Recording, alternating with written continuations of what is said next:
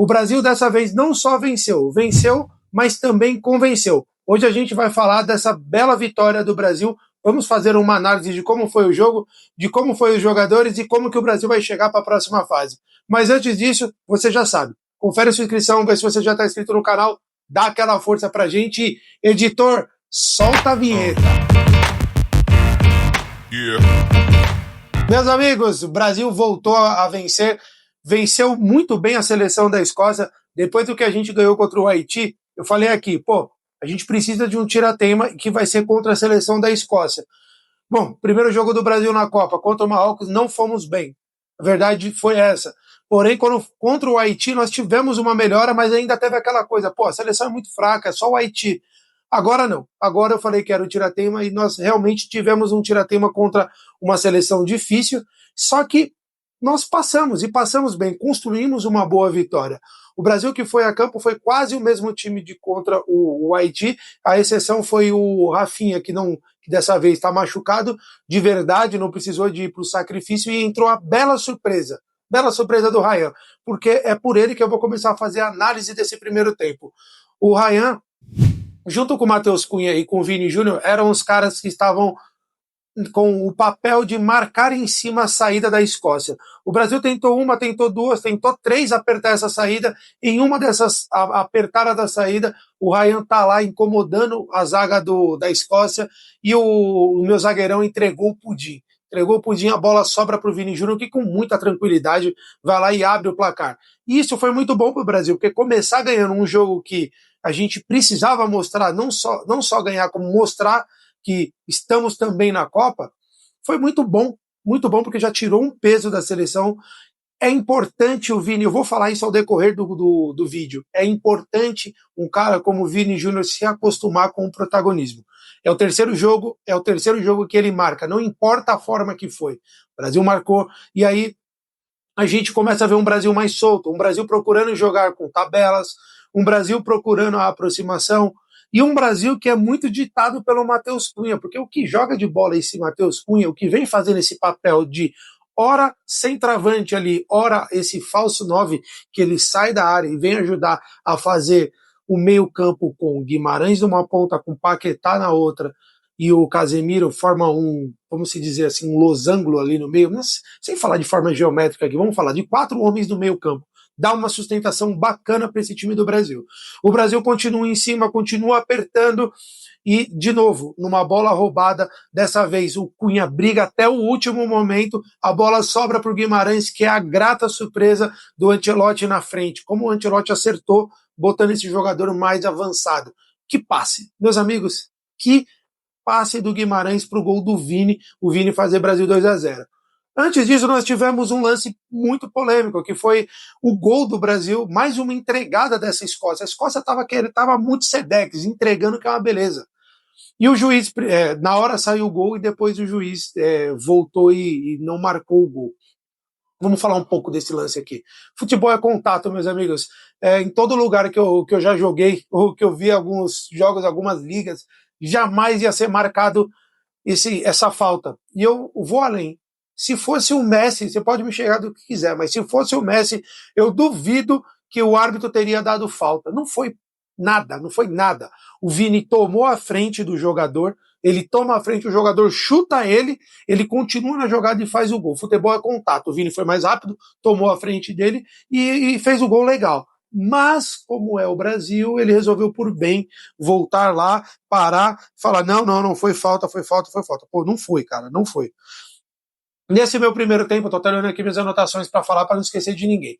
Nesse primeiro tempo em que o Brasil faz essa pressão, na verdade conseguiu 3, né? Se o juiz não tivesse dado essa ajudinha aí que ele deu para a Escócia. O Brasil, depois de fazer o segundo gol, ele dá uma baixada um pouco, que é natural, tá? É natural. Tem a parada, eu até fiz essa anotação aqui, eu acho que na ordem cronológica eu passei um pouco, mas você vai entender.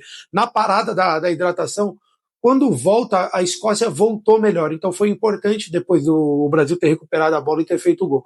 A Escócia deu uma melhorada no jogo e, cara, quase consegue alguma coisa ali, mas o Brasil estava bem, principalmente os homens de trás, tá?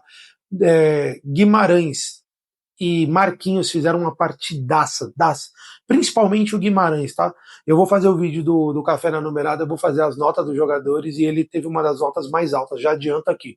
Por quê? Não perdeu nenhum embate. A zaga do Brasil estava muito consistente. O Brasil não sofreu. A Escócia não teve uma grande chance, tá? Mas ela chegou algumas vezes.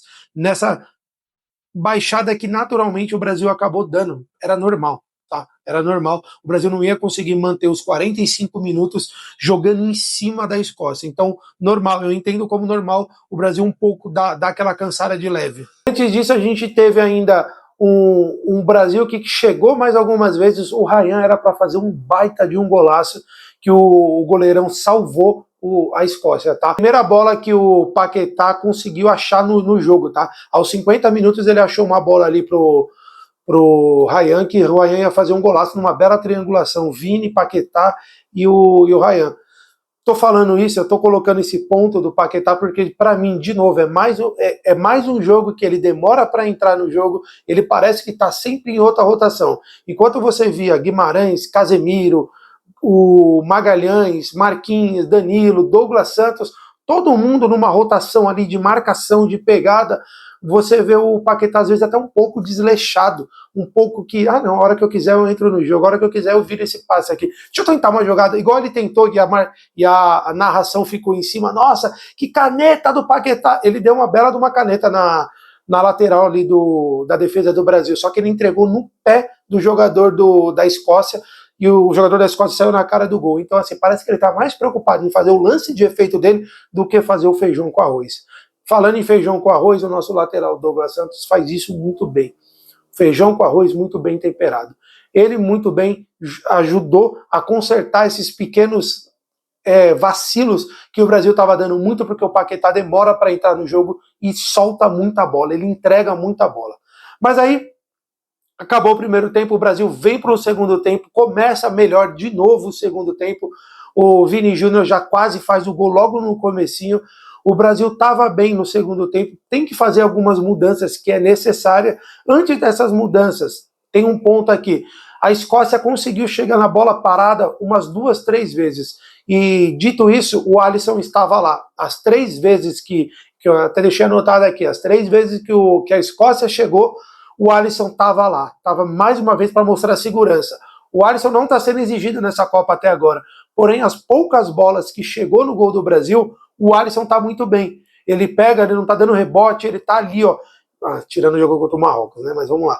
Mesmo assim, ele está dando segurança para essa equipe. Então eu acho muito bom ele, cada vez mais que passa os jogos, ele passar essa segurança para o Brasil. O Marrocos, quando chegou, o Alisson estava lá. Chegou muito pouco, mas quando chegou, nosso goleirão lindo, maravilhoso, estava lá para pegar. Acho importante. Já falei isso em outros vídeos e volto a frisar aqui. Dito isso, o Brasil mexe por questões ali de cartão, questão de desgastes. Eu acho bom o Ancelotti ter preservado isso. Tirou o Casemiro, põe o sempre bom Fabinho, tira o Douglas Santos, que estava muito bem, põe o Alexandro, legal isso. Um dos que eu achei que entrou apagado, que entrou no lugar do Paquetá, mas aí apagado por apagado, ficou a mesma coisa, foi o Martinelli. Mas aí ele estava fazendo uma função diferente, ele não estava jogando aberto como ele joga no Arsenal, né? Naquele corredor, no corredor tinha o Vini. Então eu acho que ele foi um pouco prejudicado por isso, mas é aquele cara que eu já falei em outros vídeos. O Ancelotti vai sempre insistir nele, porque é um cara muito tático, ele tá demais, ele é muito bem de cumprir essa função tática. E aí é lógico que eu vou chegar no Endrick, calma, eu vou chegar no Ney. Endrick é outro que entra em outra função, ele não entrou espetado para ser o centroavante, ele entra numa função ali mais de corredor no lugar do Ryan. Foi legal ele mostrar essa versatilidade dele de também saber jogar pelo lado do campo, mas não gosto porque faltou, eu achei ele um pouco tímido, tava ali discreto, acabou não tendo grandes oportunidades, mas é legal saber que ele pode jogar por ali também. Agora vamos falar dele, o craque, aquele que movimentou as redes durante o dia todo, que movimentou as casas, as redes sociais, os grupos de WhatsApp, porque é isso do que ele é capaz. Ele é capaz ainda de gerar essa comoção na gente, tudo pelo que ele fez na carreira. Então, hoje, quando o Neymar entra em campo, é um alívio para aquele que gosta do futebol, para aquele que é brasileiro, que quer ver o seu último grande ídolo dentro de campo. Isso foi muito bacana. Neymar entrou, foi discreto, mas a gente ainda viu alguma coisa ali. Na primeira bola que ele pegou, ali no meio, ali, ele consegue uma pifada já para o Vini Júnior, que o Vini Júnior quase faz o terceiro dele, tá? Foi uma bela jogada. Neymar teve mais participação na bola parada, onde ele levou perigo. Mas foi legal. A hora que ele entra, parece que o time fica mais leve, porque parece, estou falando na hipótese aqui, mas é o que eu vejo, que quando o Neymar entra, as outras estrelas parece que fica mais aliviada, fica mais tranquila para jogar. Quando o Neymar entrou, o Vini procurou ele toda hora, ele procurou o Vini, e disso foi uma tabelinha boa. Saíram boas jogadas ali e deixou a gente com esperança de acontecer boas coisas entre esses dois. Escuta o que eu estou te falando. Em um jogo apertado, em um jogo que precisa de um cara que tire alguma coisa, pode ser muito importante esse Neymar nessa equipe. E, por que não, de repente, jogar com o Matheus Cunha também? Não sei. O bacana disso tudo, dessa entrada, desse repertório, é o que eu vou falar agora, chegando mais para a análise final do vídeo. O Ancelotti fez um bom... Parece que... Para que serviu isso, né? Para que serviu essa terceira vitória, ou essa segunda vitória do Brasil, o terceiro jogo? Primeiro jogo não fomos bem, como eu abri o vídeo falando, mas melhoramos no segundo, ainda era o Haiti. Quando veio o tirateima contra a Escócia, o Brasil cresceu. Então, numa escada, o Brasil começa aqui, sobe um pouquinho contra o Haiti e sobe de verdade contra a Escócia, porque a forma que a vitória é construída foi uma forma muito legal. Tá, você não vai falar do terceiro gol? Sim, eu vou falar do terceiro gol.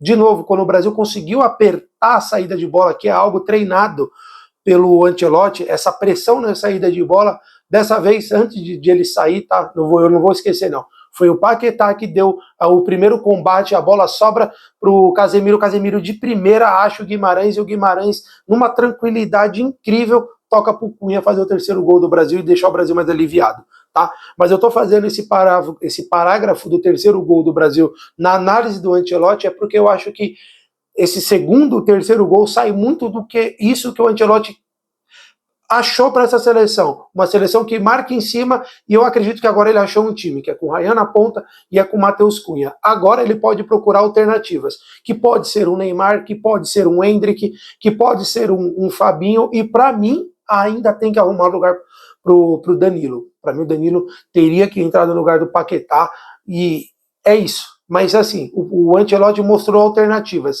O Brasil cresce numa hora que é importante. Legal? Quem foi os destaques desse jogo do Brasil? Pô, tá fácil. O homem da partida, vou fazer um ponto para ele aqui nos destaques. É ele, Vini Júnior. É a melhor apresentação do Vini Júnior com a camisa da seleção brasileira, na minha humilde opinião. É a primeira vez que eu vejo o Vini não ter medo de ser o protagonista, acertar a maior parte das tentativas que ele teve durante o jogo. O Vini Júnior está gostando e se acostumando a ser o protagonista dessa seleção brasileira.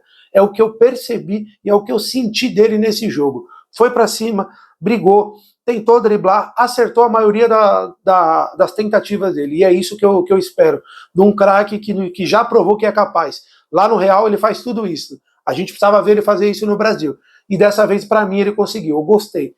Muito boa a participação do Vini. É isso que eu espero dele, tá? E principalmente, volto a falar aqui, quando entra o Neymar, ele fica mais solto ainda. E aí que ele é mais perigoso, certo? Excelente partida do Vini Júnior, é o principal destaque. Não foi à toa que ele ganhou o Superior, não, para mim é o Man of the Match, certo? Da partida. Muito boa partida. Já adianto aqui, no Café na Numerada ele ganhou nota 8,5. Melhor partida do Vini. Outro destaque, Matheus Cunha, como joga a bola. Já falei aqui também no meio do vídeo. Esse falso 9 que ele faz é muito bom. Ryan, grata surpresa do Ryan do lado direito. Tanto ele quanto o Danilo ajudaram a arrumar aquele lado direito que começou muito mal contra o Marrocos.